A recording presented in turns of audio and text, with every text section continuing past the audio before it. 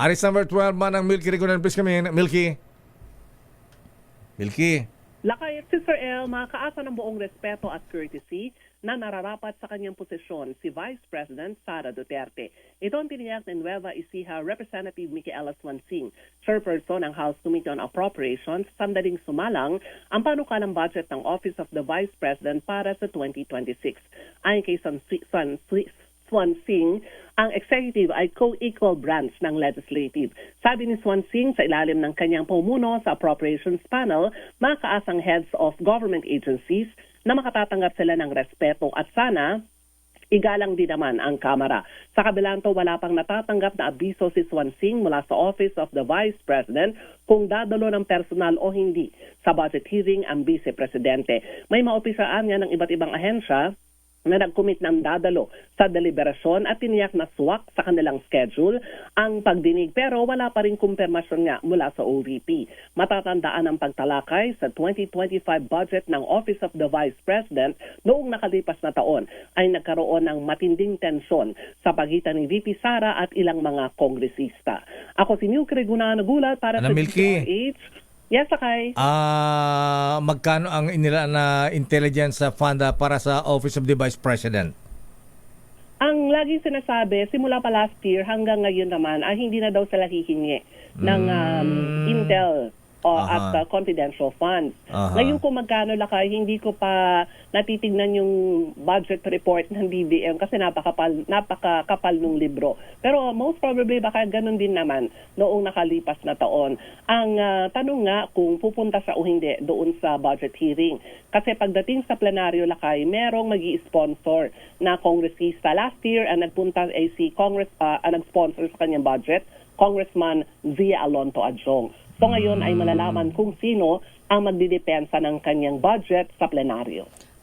Kahit ba hindi nagagamit na ng Mary Grace Piatos, gano'n, papalitan na ng Ferdinand, Bongbong Romualdez, ayan, mga ganyan. Nag-mix-mix mo naman. Lisa Carpio, mga ganyan.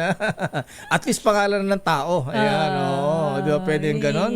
Junk foods yung muna eh. Alam mo na at Sister El. Kaya Ferdinand Bersamin. Hindi pa na natapos yung naturang kontrobersya. Ang sabi naman ng minority bloc ay hindi daw nila nakakalimutan yan at tatanungin pa rin kapag sumalang ang budget ng OVP for 2026. Kasi hanggang ngayon wala pa ring linaw kung sino man ang itong si Mary Grace Piatos at ang pamilya na mga tsitsirya. Ba't yun kasi ang hirap umintindi? Di ba sabi nga ni Justice Sam Martires, kaya nga intelligence man confidential yan, hindi dapat sinasabi yung tunay na pangalan. Oo, pero depensa naman lakay. May mga humarap din kasi ng mga abogado sa ganitong pagdinig. Ang sabi, okay lang man daw na magbigay ng alias. Pero kapag kailangan daw na suriin yung budget, merong ipapakitang tao kung sino man ito. Wala na nga magiging asset na mga intelligence community pagka kasi ganyan. ma-expose. Ma-expose sila, masusunog, kumbaga. Ayan.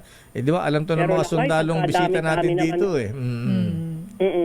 Pagdami-dami ng assets lakay, kung titignan mo yung listahan, ang dami mga tsitsirya, mga kung ano pangalan ang nandoon. Puro junk foods yun, Manang Milks eh. Sister El, kahit isa lang daw, meron man lang daw silang maipresenta kung tao man ito. Kasi naiintindihan naman nila kung Intel Fund, kailangan ay merong halimbawang alias na gagamitin. Pero pag pinatawag kung sino ito, dapat mayroon na ituturo. Pero wala eh. Ayan. Okay nga Rod. Maraming salamat Manang Milky. Abangan natin kung pupunta sa budget hearing ng OVP si Vice President Sara Duterte. Next week lakay ay magkakaroon na ng deliberasyon ang mga ahensya ng gobyerno. Monday to Friday na ang schedule ng Kamara at tatapusin nila. Yung specific schedule ng OVP lakay ay abangan natin for next week. Okay. Maraming salamat Manang Milky.